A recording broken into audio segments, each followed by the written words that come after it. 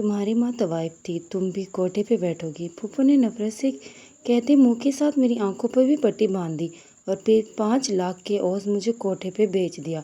کوٹھے کی مالکن میرا حسن دیکھ حیران رہ گئی اور بولی، اسے کمرے میں بند کر دو، بڑے سیٹھ صاحب کے آگے پیش کروں گی۔ میں ڈر گئی۔ 2 دن بعد مجھے تیار کر کے ایک بڑے کمرے میں لے گئے۔ میں وہاں روتی بیٹھی تھی۔ جب بڑے سیٹھ صاحب کمرے میں آئے اور مجھے دیکھتے پتھر ہو گئے، میں نے کانپتے ہاتھ جوڑتے کہا، میں شریف لڑکی ہوں۔ جب وہ اچانک بولا، میں تم سے نکاح کروں گا، ہوش تب اڑے جب ولیمے کے دن جب میں تیار ہو رہی تھی، سیٹھ نے دلہن کا جوڑا خود لا کر دیا، نرم سرخ رنگ، سادہ کام اور چاندی کی جیولری، بس اتنی ہی سادگی کافی ہے تم پر۔ وہ بولا، کمرے میں آئینہ تھوڑا اونچا تھا، میں نے جوڑا زیب تن کیا، بالوں کو ہلکے سے سمیٹا، آنچل سنبھالا، لیکن گردن کے دائیں طرف کا نشان کس طرح نہیں چھپا۔ میں نے انگلی سے دبایا، شاید ہلکا ہو جائے، شاید غائب ہو جائے۔ سیٹھ اندر آیا، اس نے پہلی نظر میں میری تیاری دیکھی، پھر میری گردن پر وہ نشان ایک دم رک گیا، یہ نشان۔ وہ میرے قریب آیا اور انگلی بڑھا کر تھوڑا چھو کے پیچھے ہٹ گیا۔ کب سے ہے یہ؟ میں نے آہستہ کہا، بچپن سے، کبھی ہلکا ہو جاتا ہے، کبھی گہرا۔ وہ کچھ دیر خاموش رہا، جیسے اس کے ذہن میں کوئی یاد دوبارہ چل پڑی ہو، جیسے برسوں پرانا دھندلا منظر ایک دم صاف ہو گیا ہو۔ پھر وہ پیچھے ہٹا، بغیر کچھ کہے کمرے سے نکل گیا۔ دروازہ بند ہوا اور میں وہیں کھڑی رہ گئی۔ ولیمے کی تقریب ہوئی، روک دی گئی، مہمان واپس بھی بھیج دیے گئے۔ میں نے کچھ نہیں پوچھا اور اس نے کچھ نہیں بتایا۔ میں کمرے میں اکیلی بیٹھی تھی، ذہن عجیب الجھن میں تھا۔ میرے اندر ایک دروازہ کھل گیا، ماضی کا دروازہ جو برسوں سے بند پڑا تھا۔ خواب کی طرح سب کچھ لوٹ آیا، وہ گلی، وہ چھوٹا سا گھر، وہ عورت جسے میں پھوپھو کہتی تھی۔ میری زندگی کا پہلا شعور وہی تھا۔ پھوپھو کا آنگن، جہاں میں جھاڑو دیتی، پانی بھرتی، کپڑے دھوتی، برتن چمکاتی۔ وہ کہتی، چھوٹا سا احسان کیا تھا تیرے ماں باپ پر، اور اب ساری زندگی بوجھ اٹھاتی رہوں۔ مجھے کبھی سمجھ نہیں آتا کہ میں وہاں کیوں ہوں، بس اتنا پتا تھا کہ ماں نہیں ہے اور باپ کا کوئی ذکر بھی نہیں کرتا۔ جب کچھ پوچھتی، پھوپھو تیوری چڑھا کر کہتی، زیادہ زبان چلا رہی ہے، تیری ماں بھی ایسی ہی تھی، بد زبان طوائف۔ یہ لفظ میرے ذہن میں کئی دن گونجتا رہتا، لیکن معنی نہیں سمجھ پاتی تھی۔ میری عمر 12 برس کی ہوئی تو مجھے باورچی خانے کے آگے پیچھے لگایا گیا۔ ہر مہمان کے سامنے پانی رکھنا، سبزی کاٹنا، کچرا پھینکنا، یہی کام تھا۔ اسکول نہیں بھیجا گیا، بس ایک بار کہا گیا، یہ تیرے نصیب میں نہیں۔ کبھی کبھار میں اپنی ہم عمر لڑکیوں کو اسکول یونیفارم میں دیکھتی تو دل کرتا تھا میں بھی کچھ پڑھوں، کچھ بنوں، لیکن خواب صرف سوچنے کے لیے تھے، جینے کے لیے نہیں۔ پھوپھو کا بیٹا وسیم مجھ سے 4 سال بڑا تھا۔ بچپن میں وہ چپ رہتا تھا، مگر جیسے جیسے بڑا ہوتا گیا، میری خاموشی کو سمجھنے لگا۔ کبھی کبھار جب میں دن بھر کا کام ختم کر کے تھکن سے نڈھال بیٹھتی تو وہ خاموشی سے میرے لیے لسی یا کوئی مٹھائی رکھ لے جاتا، کچھ نہ کہتا، بس ہلکا سا مسکرا کر چلا جاتا۔ پھوپھو کو یہ سب کھٹکتا۔ ایک بار جب میں بیمار ہوئی، وسیم دوا لے آیا، پھوپھو نے دروازے کے پیچھے سب دیکھا اور رات کو میرے سرہانے کھڑی ہو گئی، میرے بیٹے کو پھانسنے کی کوشش نہ کرنا۔ تجھے پتہ بھی ہے تیری ماں کون تھی؟ طوائف، جیسے ماں ویسی بیٹی۔ میں نے آنکھیں بند کر لی، کچھ نہیں بولا۔ وقت گزرتا گیا، میں 17 کی ہوئی، میرے چہرے کی معصومیت اب کچھ اور رنگ لانے لگی تھی۔ ہمسائے کی بیٹی کی شادی تھی، سب لڑکیاں تیار ہو رہی تھیں۔ شمائلہ ہم عمر تھی، وہ میرے لیے ایک انارکلی فراک لے آئی۔ ماہی، بس ایک دن پہن لینا، کیسی لگے گی تجھے؟ پھوپھو کی غیر موجودگی میں نے تیار ہو کر آئینے میں خود کو دیکھا، پہلی بار خود کو لڑکی کی طرح محسوس ہوا۔ شمائلہ نے ہلکا سا کاجل لگایا، ہونٹوں پہ لپسٹک پھیری اور مجھے باہر لے گئی۔ شادی کا ماحول تھا، روشنیوں کی چمک، گانوں کی آواز اور خوشبوؤں سے بھرے ماحول میں میں ایک لمحے کو بھول گئی تھی کہ میں کون ہوں۔ واپسی پر جیسے ہی گھر پہنچی، پھوپھو دروازے پر کھڑی تھی، وسیم بھی وہیں تھا۔ پھوپھو کی نظریں میرے لباس پر گئیں، پھر وسیم پر، اور اس کا پارا چڑھ گیا۔ یہ سب کس نے کہاں سے پہنا؟ میرے بیٹے کو دکھانے کے لیے؟ شمائلہ تو تیرے جیسی ہے نہیں جو ایسی حرکت کرے، اور تو طوائف کی بیٹی ہو نا، اب رنگ دکھانے لگی ہو؟ وسیم آگے بڑھا، امی بس کریں، ہر بات میں ماں کو کیوں گھسیٹتی ہیں، اسے جینے کا بھی حق نہیں؟ پھوپھو نے غصے سے دروازہ بند کیا اور مجھے بازو سے پکڑ کر اندر کھینچا۔ تیرا اصل بتا دوں، آج تیری ماں میرے بھائی کے ساتھ بھاگ گئی تھی، ناچنے والی تھی، جب وہ مر گئی تو میرے سر پر پھینک گئی۔ میں نے پالا، بدلے میں یہ ملے گا مجھے۔ اس دن میں نے سارا لباس اتار، چادر اوڑھی اور چھت پر جا کر بیٹھ گئی۔ وسیم آ کر پاس بیٹھا، کچھ نہ کہا، بس ایک لفافہ میرے ہاتھ میں تھمایا۔ پھپھو کو کچھ مت بولنا، یہ تیرے لیے ہے۔ میں نے لفافہ کھولا، اس میں ایک چھوٹا سا قرآن پاک اور کاغذ پر لکھا ہوا ایک جملہ تھا، اور تو جتنی بھی بری ہو رب تجھے کسی حقیر نہیں سمجھے گا۔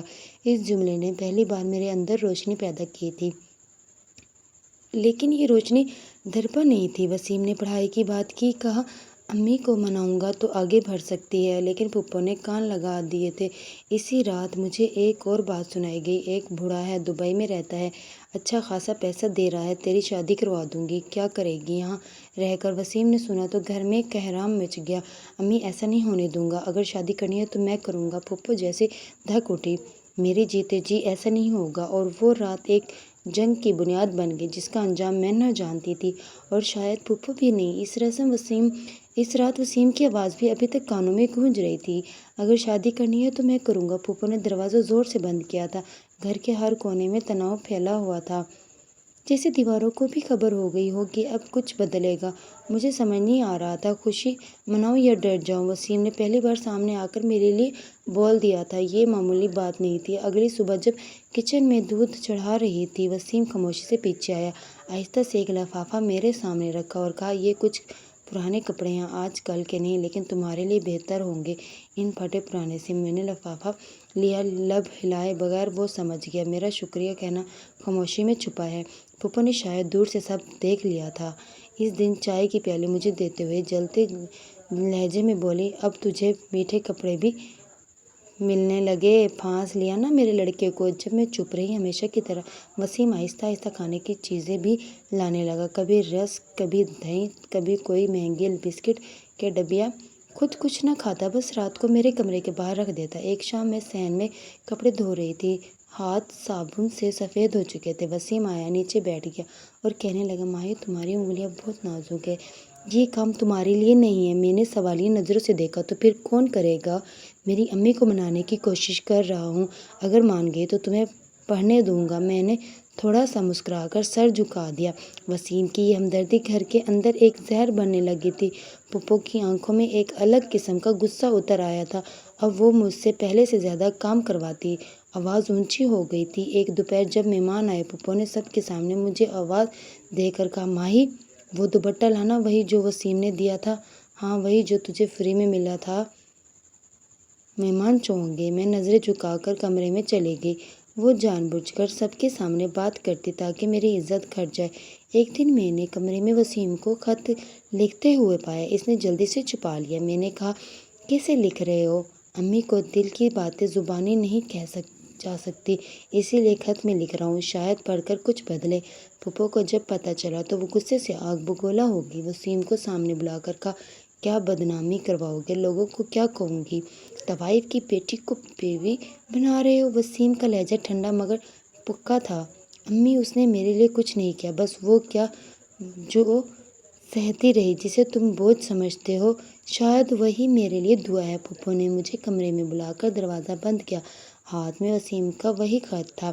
میری آنکھوں کے سامنے پٹک کر بولی، دیکھ تیری وجہ سے میرا بیٹا مجھ سے سوال کر رہا ہے، اگر واقعی کچھ غیرت ہے تو خود ہی اس گھر سے چلی جا۔ میں نے دھیمے لہجے میں کہا، میں نے کبھی آپ سے کچھ نہیں مانگا، نہ وسیم سے نہ کسی اور سے۔ ہاں وہ چلا اٹھی، اسی لیے تو سب تجھ پر فریفتہ ہو گئے، اب تو رانی بننے کے خواب دیکھ رہی ہے۔ پھر اس نے دھکا دیا، میں پیچھے جا گری۔ وسیم بھاگتا ہوا آیا، مجھے زمین سے اٹھایا، امی آپ نے حد کر دی ہے۔ پھپھو کچھ نہ بولے، بس کمرے سے نکل گئیں۔ کچھ دن بعد وسیم نے مجھے چھت پر لے جا کر کہا، یہ شہر تمہارے لیے نہیں، نہ یہ لوگ، لیکن میں بدلنا چاہتا ہوں سب کچھ، مجھے صرف 1 سال دے دو، دبئی جا رہا ہوں، نوکری کر کے جب لوٹوں گا تو سب بدل دوں گا۔ میں نے خاموشی سے آسمان کی طرف دیکھا، ایک ستارہ ٹمٹما رہا تھا۔ میں نے دل ہی دل میں کہا، اگر یہ محبت ہے تو اسے کھونے سے پہلے مکمل کر دے، یہ دل سے نکال دے۔ وسیم اگلے ہفتے روانہ ہو گیا۔ گھر کے در و دیوار سناٹے میں ڈوب گئے۔ پھپھو اب ہر بات پہ چپ رہتی تھی، لیکن اس کی آنکھوں میں ایک انتقام چھپا تھا جو مجھے تب سمجھ آیا جب ایک دن وہ بولی، اب وسیم تو گیا ہے، باقی کام میں نپٹا لوں گی۔ میں نے کچھ نہ کہا، کیونکہ اب خاموشی میری سب سے بڑی زبان تھی۔ وسیم کی محبت نے میرے اندر ہمت پیدا کی تھی، مگر پھپھو کی خاموشی ایک نیا طوفان لے کر آنے والی تھی۔ وسیم کے جانے کے بعد دن جیسے پتھر ہو گئے، صبح اگتی لیکن امید کے بغیر، کام وہی، آوازیں وہی، چہروں پہ وہی لا تعلقی، مگر سب کے رویے بدل چکے تھے۔ پھوپھو اب زیادہ بات نہیں کرتی تھی، بس دیکھتی تھی گہری خالی نظروں سے، جیسے کچھ سوچ رہی ہو۔ ایک دن صبح سویرے میں آنگن صاف کر رہی تھی، پھوپھو کسی سے فون پر بات کر رہی تھی، لہجے نرم، خلافی عادت، ہاں جی لڑکی بالکل شریف ہے، کام کو جانتی ہے، ماں باپ نہیں ہے تو ذرا سہل ہوگا سب، جی جی بس تو لے سونا، جو مکان کی بات تھی وہ بھی ہو جائے گی۔ میں نے جھاڑو روک دی، دل نے دھڑکنا بھولنے کی کوشش کی، لیکن کچھ نہ کچھ سنائی نہیں دے گیا تھا۔ 2 دن بعد ایک اجنبی چہرہ گھر میں داخل ہوا، درمیانی عمر کا مرد، کچھ موٹاپا، سانس پھولی ہوئی مگر جیب شاید بہت بھاری، ساتھ میں 2 خواتین زیوروں سے لدی ہوئی۔ پھوپھو نے مجھے بلایا، ماہی ذرا آ کے سلام کر، مہمان ہیں۔ میں کچن سے ہاتھ دھو کر آئی، وہ مرد مجھے ایک نظر دیکھ کر مسکرایا۔ پھوپھو بولی، یہی ہے وہ بچی، ماہی سادہ ہے، بولتی کم ہے مگر کام سب جانتی ہے۔ میں ساکت کھڑی تھی، نہ سوال کیا نہ جواب دیا، بس نظر جھکائے سب سنتے رہے۔ اگلے دن وہی مرد اور پھوپھو کہیں گئے۔ شام کو واپسی پر پھوپھو نے مجھے کمرے میں بلا کر دروازہ بند کیا، ماہی تمہاری قسمت سنورنے والی ہے، بڑے اچھے لوگ ہیں، دبئی میں رہتے ہیں، عزیزدار گھرانہ ہے، لڑکا تھوڑا عمر رسیدہ ہے مگر تمہارے لیے نعمت ہے۔ میں نے سر اٹھایا، کیا آپ نے میرا بھی کچھ پوچھا نا؟ وہی ہنسی، پوچھنے کے بعد تو ختم ہو چکی، اب صرف ماننے کے دن ہیں۔ وسیم نے وعدہ کیا تھا، وسیم گیا ہے، اور یہ دنیا وعدوں سے نہیں فیصلوں سے چلتی ہے۔ میں نے کچھ نہ کہا، کمرے سے باہر نکل آئی، شام کو چھت پر جا کر دیر تک آسمان کو دیکھتی رہی۔ وسیم کی باتیں، اس کی خاموش مسکراہٹ، سب یاد آ رہا تھا۔ 2 دن بعد پھوپھو نے نکاح کی تاریخ طے کر دی۔ سب کچھ اتنی تیزی سے ہوا کہ سمجھنے کا موقع ہی نہ ملا۔ محلے میں باتیں چلنے لگیں، ماہی کی شادی ہو رہی ہے، کیا وہ بوڑھا ہے، پیسہ دیکھ کے فیصلہ کیا ہوگا۔ میں چپ کر وسیم کو ایک خط لکھا، کسی پرانے دوست کے ذریعے دبئی بھجوایا۔ خط میں بس اتنا لکھا، اگر تمہارا وعدہ اب بھی قائم ہے تو لوٹ آؤ، وقت ختم نہیں رہا، فیصلے ہو رہے ہیں۔ 5 دن بعد ایک ہنگامہ سا ہوا، رات کو فون بجا، پھوپھو نے کان لگایا اور چہرے کا رنگ بدل گیا۔ وسیم تھا۔ امی یہ کیا سن رہا ہوں، آپ ماہی کی شادی کسی بوڑھے سے کرا رہی ہیں؟ وسیم تو وہاں کماتا ہے اور میں یہاں تیرا مستقبل سنوار رہی ہوں، میں اس سے شادی کرنا چاہتی ہوں، اور میں وعدہ کر چکا ہوں۔ میں نے وہ وعدہ نہیں کیا تھا تو واپس آ، پھر بات کریں گے، تو وعدہ کر لیں، میں 1 ہفتے میں آ رہا ہوں۔ پھوپھو نے ہچکچاتے ہوئے کہا، ٹھیک ہے، 1 سال تو مانگا تھا تو نے، 1 ہفتہ اور سہی، آ جا، پھر سب تیرے حساب سے ہوگا۔ فون بند ہوا اور اگلی صبح پھوپھو کے انداز ہی بدلے ہوئے تھے۔ میرے لیے ناشتہ خود لائیں، کپڑوں کا ایک جوڑا نکالا اور کہنے لگیں، بیٹا تمہارے چچا کی بیٹی کی شادی میں یہ جوڑا پہنو، تم پر اچھا لگے گا۔ میں حیران تھی لیکن سوال نہ کیا۔ ان دنوں پھوپھو دن میں خاموش اور رات کو گمسم رہتی، جیسے دل کا بوجھ بڑھتا جا رہا ہو۔ مہمانوں کو بھی کہنا بند کر دیا، بوڑھے کے نمبر کو بلاک کر دیا اور نکاح کی تاریخ متولی کر دی۔ محلے میں لوگوں نے پھر باتیں شروع کر دی، شادی کینسل ہو گئی، لڑکی کو کوئی چکر ہے کیا؟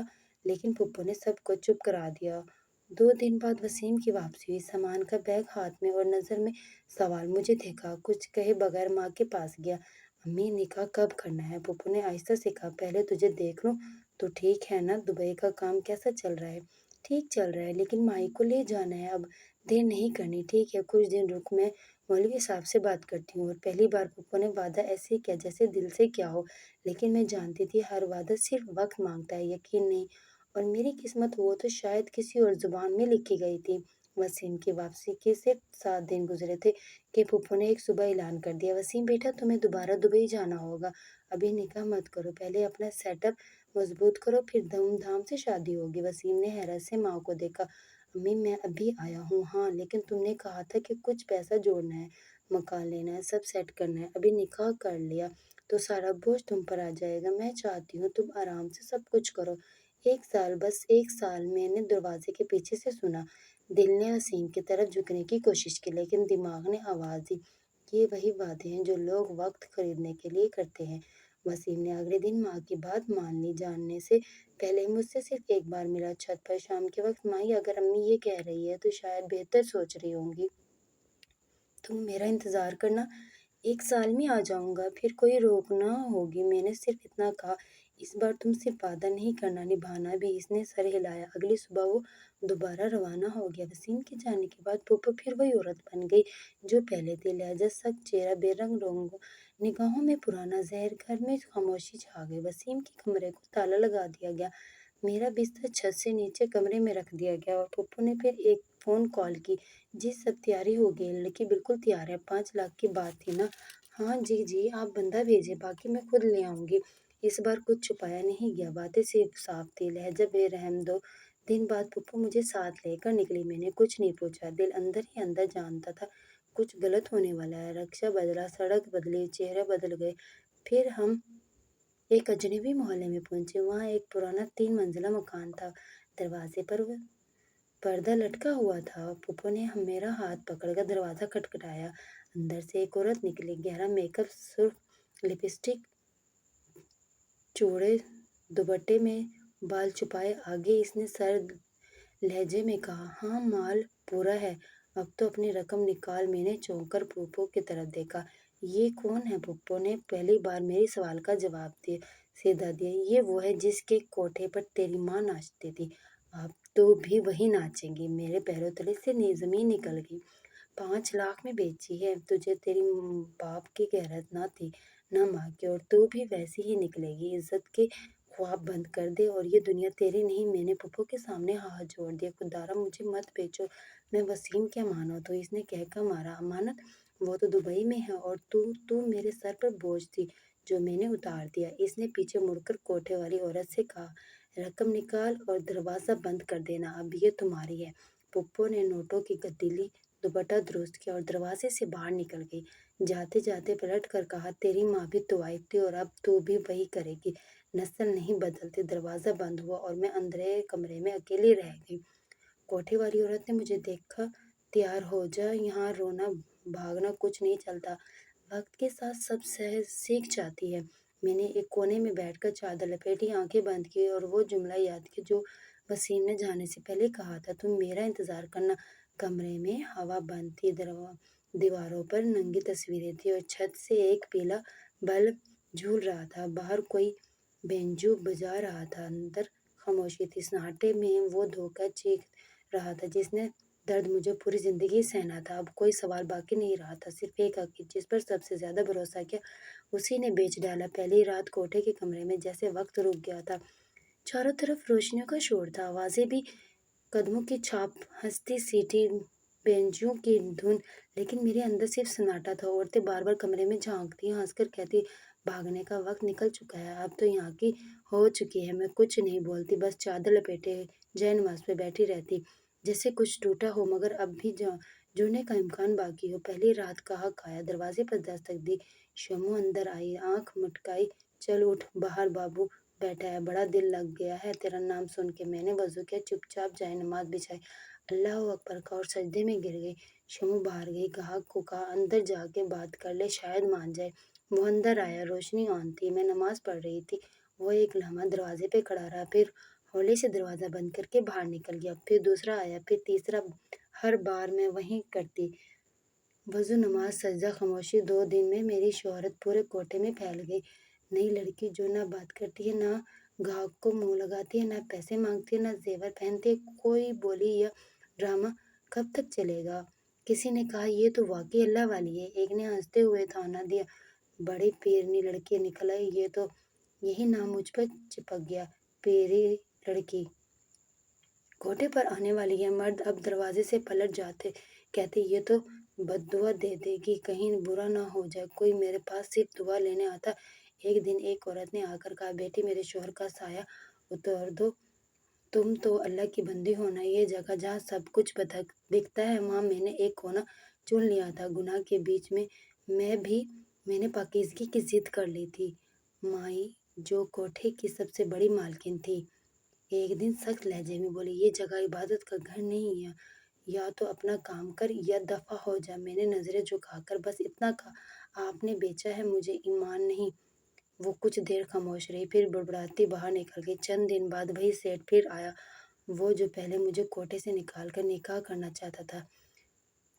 बेंजू बंद हुआ। औरतों ने सरों पर दुपट्टे डाल लिए। वो ऐसे आता था जैसे कोई ताकतवर इंसान नहीं, कोई फैसला लेने वाला हो। इस बार इसके साथ एक और शख्स भी था, शायद इसका ड्राइवर या मामने। माई ने आगे बढ़कर कहा, सेठ साहब, आज तो खास दिन है, सब हाजिर हैं। सेठ ने साफ लफ्जों में कहा। मुझे माही से बात करनी है, अकेले में। माही ने कहा, अभी तो वो किसी के लिए नहीं मानती, कुछ नहीं करती, बस सजदा करती है, इसीलिए तो वापस आया हूँ। इसे मेरे कमरे में लाया गया। मैं जायनमाज पर बैठी थी, कुरान खोला हुआ था। वो दरवाजे पर रुक गया, कुछ देर मुझे देखता रहा। मैंने निगाहें उठाई और पहली बार वो सवाल पूछा जिससे मैं हमेशा बचती थी। अब क्यों आए हो? वो आहिस्ता बोला, निकाह की बात फिर से करनी।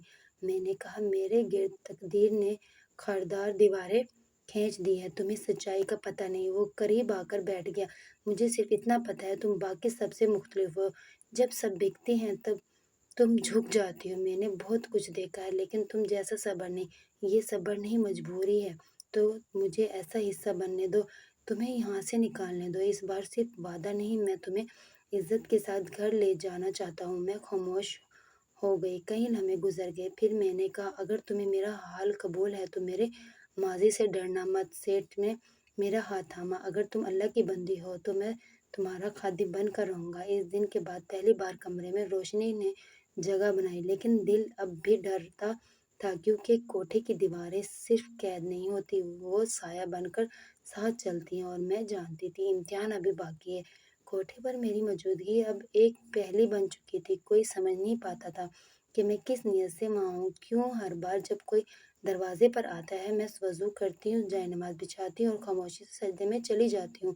शम्मू ने एक दिन कनपटी पर उंगली मारकर कहा, ये लड़की पागल है, कोठे पर रह के अल्लाह का नाम लेती है। माई हंसी, पागल नहीं, चालाक है। ऐसे दो चार और हों तो कारोबार बंद हो जाएंगे। मगर मैंने किसी को जवाब न दिया। दिन में रोज़ा, रात को नमाज। जब भी दरवाज़ा बजता मैं अल्लाह अकबर कहकर खड़ी हो जाती। मर्दों ने आना छोड़ दिया। एक दो जो आए भी वो मेरी दुआ मांगने लगे, सौदा करने नहीं। पहले पहल ये सब कोठे ठोकिया देता, फिर आहिस्ता आहिस्ता सबने मान लिया कि मैं वैसी नहीं हूँ और इसीलिए एक नई पहचान मुझे दे दी गई, पीरी लड़की। पहले तो हंसी उड़ाई गई, फिर धीरे धीरे एक अजीब सा तकद्दुस छिड़ने लगा। कोई औरत बीमार होती तो मुझे पानी दम करने को कहती, कोई लड़की रोती तो कहती, माही दुआ मांग, शायद तेरी सुन जाए। एक दिन माई ने मुझे बुलाकर कहा, यही करना है तो सीधे किसी दरगाह या जहाँ तेरे सज्जे से मेरे गाहक भागते जा रहे हैं। मैंने सिर्फ इतना कहा, अगर मैं गाहक के लिए ना बनी तो शायद इस रब ने मुझे किसी और मकसद के लिए चुना होगा। माई कुछ लम्हे चुप रही, फिर हाथ उठाकर बोली, जो मर्जी कर, लेकिन याद रख, यहाँ देर तक कोई वली नहीं रहता है, या तो बिक जाता है या दफन हो जाता है। फिर वही दिन जिसकी मुझे खबर ना थी, मगर तकदीर में लिखा था। दरवाजे पे एक बड़ी गाड़ी रुकी। अंदर से वही सेठ उतरा जो एक बार मुझे यहाँ से ले जा चुका था और जिसकी खामोशी ने फिर मुझे वापस इसी जगह ला फेंका था। औरतें तेज तेज सरगोशियाँ करने लगी, वही आया है, बड़ा आदमी आया है, शायद माही को फिर ले जाए। शम्मू ने दुपट्टे को दुरुस्त करते हुए कहा, अगर वो माही को फिर ले गया तो अब की बार निकाह वाकई करेगा या फिर किसी और महल में कैद कर देगा। सेठ अंदर आया, आहिस्ता चला, जैसे कोई खुदजदा होकर आवाज से गायब ना हो जाए। जाओ, माई ने इसका इस्तकबाल किया। सेठ जी, एक बार फिर माही, इसने तो आपको फिर रद्द कर दिया था। सेठ ने मुख्तसर जवाब दिया, मेरी ख्वाहिश अभी बाकी है। माई हंसी, तो जा इसके दरवाजे पे फिर आजमा ले किस्मत। वो मेरे कमरे के सामने आया। दरवाज़ा खुला था। मैं जायनमाज पर बैठी थी, तलावत कर रही थी। मैंने सर उठाया और पहली बार इसे बगैर हैरत के देखा। इस बार भी खामोशी के साथ चले जाओगे? मैंने सवाल किया, जैसे ये मामूल की बात हो। सेठ ने आहिस्ता कदम अंदर रखे, इस बार खामोशी नहीं, निकाह के लिए आया हूँ। मैं जानता हूँ तुम कोठे पर हो, लेकिन मैं ये भी जानता हूँ कि तुम बाकी सब जैसी नहीं हो। मैंने कुछ देर सोचा, फिर कहा, अब की बार अगर तुम चले गए तो वापसी का दरवाज़ा नहीं होगा। इसने कहा, अगर तुम मेरे साथ चलेंगी तो मैं वादा करता हूँ कि तुम्हारी ज़िंदगी को इस गंदगी से पाक कर दूंगा। मेरे जहन में एक बात आई कि अगर यहाँ से निकल गई तो कम से कम रोज़ के मर्दों की नज़रों से तो बच जाऊंगी। मैंने इसकी बात पर सर झुका लिया। इसने मई को नोटों से भरा बैग थमाया और मुझे अपने साथ ले गया। सेठ ने मुझे एक अलहदा फ्लैट में लाकर बसाया। साफ सुथरा सादा सा घर, 2 कमरों का, खिड़कियों से धूप आती हुई और सुकून का एक अजीब सा साया अंदर बसा हुआ। मैंने चादर उतारी, जायनमाज बिछाकर सजदे में सर रखा। इस बार शुक्र था, इल्तिजा नहीं। सेठ ने वादा किया था वो जल्द निकाह का बंदोबस्त करेगा اور جب تک نکاح نہ ہو وہ مجھے ہاتھ بھی نہیں لگائے گا۔ 2 دن بعد سیٹھ نے کہا جمعہ کو ولیمہ ہے اور اسی روز ایک سادہ سا نکاح ہم اپنے خاندان کے چند قریبی افراد کے ساتھ کریں گے۔ میں نے اس بات میں سر ہلایا اور اس کی نظروں میں پہلی بار مکمل اعتماد جھلکتا تھا، جیسے اب کوئی سوال نہیں رہا۔ اور اب نکاح سے چند لمحے پہلے وہ یہ نشان دیکھ کر سب کچھ ختم کر گیا تھا۔ اگلی صبح وہ کوٹھے پہ گیا، وہی مائی کے سامنے بیٹھا جو میری زندگی کے دھاگے ہاتھ میں لیے بیٹھی تھی۔ اس لڑکی کو یہاں کون لایا تھا؟ اس نے سخت لہجے میں پوچھا۔ مائی ہنسی۔ اب آپ کو بھی وہی سوال؟ نکاح کے بعد سب کو ماضی یاد آ جاتا ہے۔ مجھے سچ جاننا ہے، مائی نے کرسی سے ٹیک لگا کر جواب دیا۔ ایک اور رات آئی تھی، برسوں پہلے، گاؤں کی عورت تھی، شکل یاد نہیں، لیکن اس نے 5 لاکھ دیے اور کہا یہ لڑکی اب تمہاری ہے۔ سیٹھ کی آنکھیں سکڑ گئی۔ عمر ہوگی 45 کے قریب، نام شاید رفیقہ یا کچھ ایسا ہی، لیکن یہ پکا یاد ہے کہ وہ کہہ رہی تھی کہ اس کی ماں بھی ناچنے والی تھی، اب یہ بھی وہی کرے گی۔ سیٹھ نے سر جھکا لیا۔ وہ نشان، وہ جملہ اور وہ عورت سب ایک دوسرے سے جڑنے لگے تھے۔ وہ سیدھا اپنی بہن کے پرانے پتے پر گیا۔ دروازہ ایک عمر رسیدہ مرد نے کھولا۔ جی رفیقہ بی بی یہاں رہتی ہے؟ جی وہ اب یہاں نہیں، برسوں ہو گئے کہیں اور چلی گئی تھی، بس ایک بار آئی تھی اور ایک بچی کو لیے ہوئے، پھر کبھی نہیں لوٹی۔ سیٹھ نے کچھ تصویر دکھائی، ایک پرانے وقت کی تصویر جس میں وہ، اس کی بہن اور ایک چھوٹی سی بچی تھی۔ مرد نے غور سے دیکھا۔ یہ بچی؟ ہاں یہ وہی لڑکی لگتی ہے، وہی نشان تھا گردن پر۔ سیٹھ کی آواز تھرا گئی۔ یہ میری بیٹی ہے۔ وہ واپس فلیٹ پر آیا، دروازہ کھولا، اندر داخل ہوا۔ میں قالین پر بیٹھی تسبیح پڑھ رہی تھی، اس کے قدموں کی چھاپ پر میں نے نظریں اٹھائیں۔ تمہاری گردن پر جو نشان ہے میری بیٹی کی گردن پر بھی تھا۔ میں چپ رہی۔ مجھے برسوں پہلے بتایا گیا تھا کہ میری بیٹی میری بہن کے ساتھ گم ہو گئی اور وہ کبھی واپس نہیں آئی۔ وہی بہن تمہیں میرے سامنے چھوڑ گئی اور میں پہچان نہ پایا، میرے ہاتھ سے تسبیح گر گئی۔ لب ہلے تو آپ میں تمہارا باپ ہوں۔ مائی کمرے میں سناٹا چھا گیا، جیسے ساری دیواریں رک گئی، جیسے وقت نے ایک نیا صفحہ کھولا ہو، ایک لمحے جس نے سارے رشتے دوبارہ لکھ دیے۔ میں نے آنکھیں بند کی اور پھر آنکھوں سے کچھ قطرے ٹپکنے لگے۔ یہ خوشی نہیں تھی، دکھ بھی نہیں، بس ایک پہچان کا بوجھ تھا جو برسوں کے بعد کندھوں پر رکھا گیا تھا۔ وہ میرے قریب آیا، ہاتھ تھاما۔ اب کچھ بھی نہیں بکھرے گا، اب میں تمہیں وہ سب دوں گا جو تم سے چھن گیا۔ میں نے دل میں آہستہ سے کہا۔ وہ نشان جو سب نے چھپایا آخر پہچان بن گیا۔ پہچان کا لمحہ مختصر تھا، لیکن اس کے اثر نے میری زندگی کی ہر بنیاد ہلا دی تھی۔ جس شخص سے میں نکاح کرنے جا رہی تھی وہ میرا باپ نکلا، اور جس نے مجھے کوٹھے پہ بیچ دیا وہ میری سگی پھوپھو تھی۔ سیٹھ ابا، یہ لفظ زباں پر آتے آتے اٹک جاتا۔ وہ بھی کچھ نہیں بولتا تھا، بس میری طرف دیکھتا رہتا، جیسے برسوں کا بچھڑا ہوا وقت آنکھوں سے لپٹ ہو۔ ماہی، وہ آہستہ سے بولا، مجھے تم سے کچھ اور جاننا ہے۔ وہ عورت جس نے تمہیں کوٹھے پہ چھوڑا تھا، اس کا چہرہ تمہیں یاد ہے؟ میں نے سر جھکایا۔ نہیں، بس اتنا ہی یاد ہے، وہ مجھے روتی ہوئی ماں کہتی تھی، لیکن اس کے الفاظ میں نفرت تھی۔ سیٹھ نے اپنی بہن کی پرانی تصویر نکالی، ایک میرے سامنے رکھی۔ یہ میں نے تھوڑے وقت کے بعد ہاں میں سر ہلایا۔ اس کی سانس رک سی گئی۔ یہ میری بہن ہے رفیقہ۔ کچھ گھنٹے بعد وہ دوبارہ نکلا، ایک پرانے پتے پر، جہاں برسوں پہلے وہ اس کی بہن ساتھ رہا کرتی تھی۔ وہاں ایک پرانا دروازہ ملا، چھلے ہوئے رنگ کی دیواریں، سناٹا، اور دروازہ ایک درمیانی عمر کی عورت نے کھولا۔ آپ رفیقہ بی بی کو جانتی ہے؟ اس نے پوچھا۔ عورت نے آنکھوں کو تنگ کرتے ہوئے کہا، آپ کون؟ رفیقہ کا بھائی ہوں میں، وہ ہوں جس کی بیٹی کو آپ نے چرا کر لے جایا تھا۔ عورت کا رنگ اڑ گیا۔ اندر آ جائیں۔ کمرے کے اندر 2 پرانی کرسیاں تھیں، دیواروں پر زنگ آلودہ کیل، ایک طرف پرانا صندوق جسے برسوں سے بند ہو۔ رفیقہ تو کئی سال پہلے یہاں سے چلی گئی، شوہر سے جھگڑا ہوا، لڑکی ساتھ تھی، کچھ دن بعد وہ لڑکی نہیں رہی، بس رفیقہ رہ گئی۔ خاموش، پریشان، الجھی ہوئی۔ سیٹھ نے سامنے دیکھا، کہا گی وہ لڑکی پتہ نہیں ایک دن بولی بھائی کے بوجھ کو اپنے سر سے اتارنا ہے، پھر کچھ دن بعد واپس آئی، لیکن اکیلی، اور تب سے بس کہتی رہی میں نے سب ٹھیک کیا، اب وہ میری نہیں۔ سیٹھ کا دل بیٹھنے لگا اور کہا گئی اب آخری بار پیچھے سال کی کسی رات کو گئی، بولی کہ اپنے بیٹے کے پاس جا رہی ہے۔ شہر کا نام لیا تھا، شاید فیصلہ آباد۔ سیٹھ واپس آیا، میرے کمرے میں داخل ہوا۔ آنکھوں میں حیرت، دکھ اور غصہ سب اکٹھے تھے۔ ماہی، جو کچھ تمہارے ساتھ ہوا وہ حادثہ نہیں تھا، یہ میرے گھر کی سازش تھی۔ میں نے کچھ نہیں پوچھا، صرف سنا۔ میری بہن رفیقہ، وہ نہیں چاہتی تھی کہ میں اس لڑکی سے شادی کروں جسے میں پسند کرتا تھا۔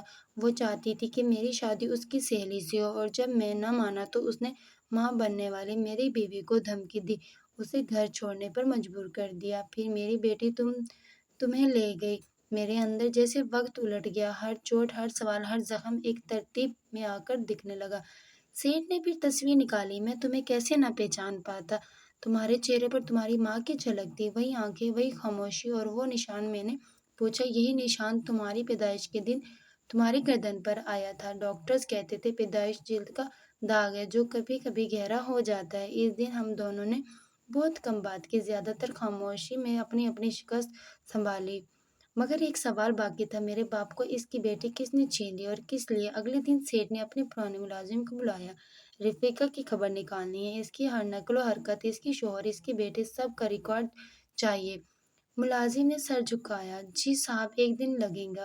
اور وہ دن میرے لیے انتظار کا دن تھا۔ اب میرا سوال یہ نہیں رہا تھا کہ میں کون ہوں، بلکہ یہ تھا کہ جنہوں نے مجھے برباد کیا وہ کس چہرے کے پیچھے چھپے بیٹھے ہیں۔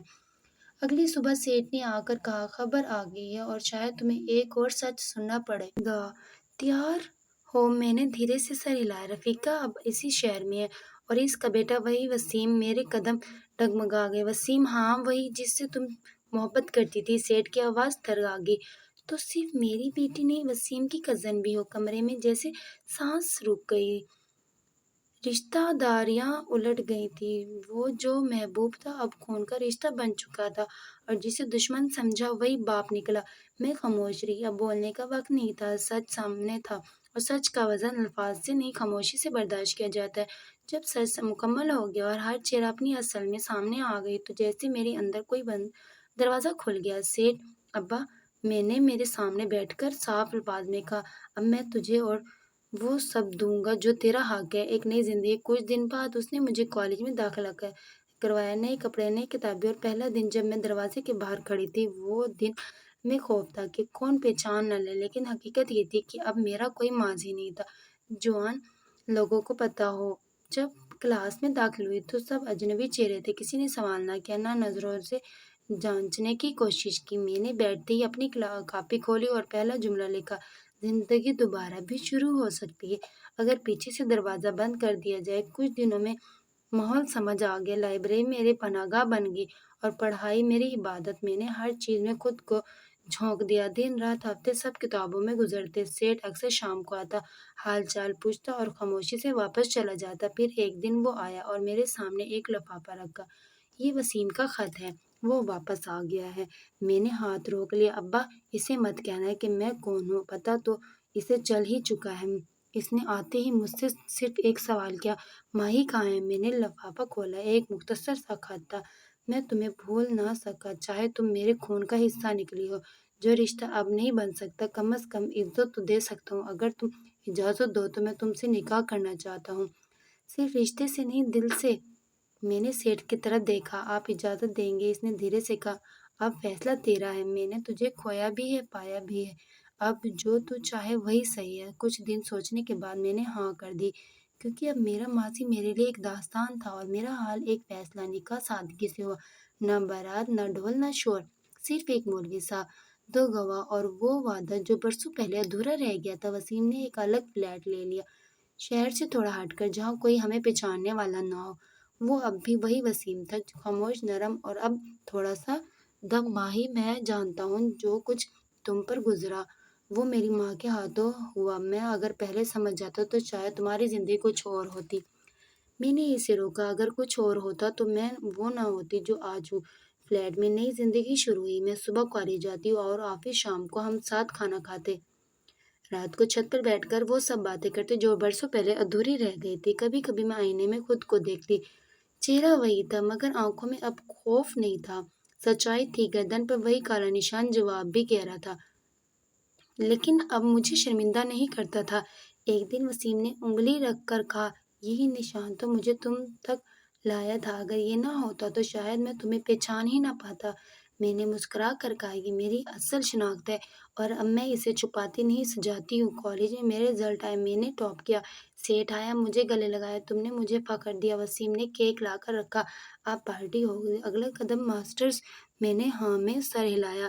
اب رکنے کا وقت نہیں۔ پھپھو کا کوئی ذکر نہ ہوا، سیٹھ نے رابطہ ختم کر دیا تھا، وہ شاید اب بھی وہی گھر میں رہتی ہو، لیکن میرے لیے اب وہ کسی اور دنیا کا حصہ تھی۔ زندگی کی ہر دن ایک نئی بنیاد رکھی جا رہی تھی۔